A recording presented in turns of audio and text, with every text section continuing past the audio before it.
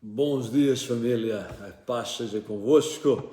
Trago-vos o nosso devocional desta semana, no Evangelho de João, capítulo 7, versículo 37 e 38. Temos uma declaração muito importante da parte do Senhor Jesus. E diz: E no último dia, o grande dia da festa, Jesus pôs-se em pé e clamou, dizendo: Se alguém tem sede, venha a mim e beba.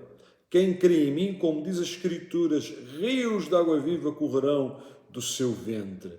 Que palavras poderosas, que palavras tão importantes, tão especiais, que promessa incrível Jesus nos está a fazer, a ti e a mim.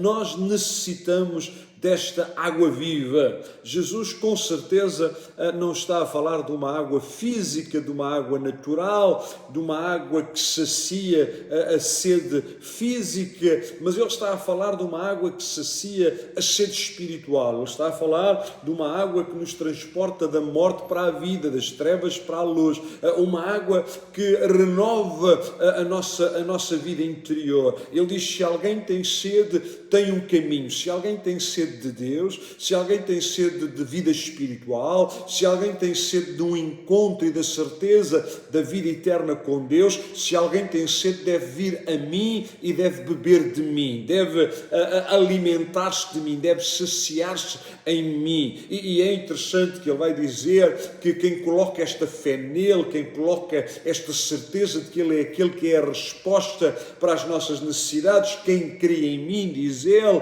como a Escritura anuncia, como a Escritura proclamava, há rios de água viva que vão correr dentro do seu interior. E esta imagem do rio que corre é muito preciosa. Vejam que ele não diz que é uma água que fica estagnada, ele não diz que é uma água que nós bebemos uma vez e que está tudo resolvido. Não, diz que é um rio que corre, um rio que vai correndo, que vai passando. É uma água que entra, que alimenta, que restaura, que purifica, que sacia, mas que corre continuamente sobre a nossa vida. E Jesus, obviamente, diz que estava falando do Espírito Santo, que ainda não tinha sido enviado, ainda não tinha sido dado, nesta dimensão sobrenatural de saciar a sede de todos nós. O desafio diante de nós está em crer nele e em terem certeza que ainda hoje, quando cremos nele, ele continua a conceder o Espírito Santo. O Espírito Santo vem viver em nós,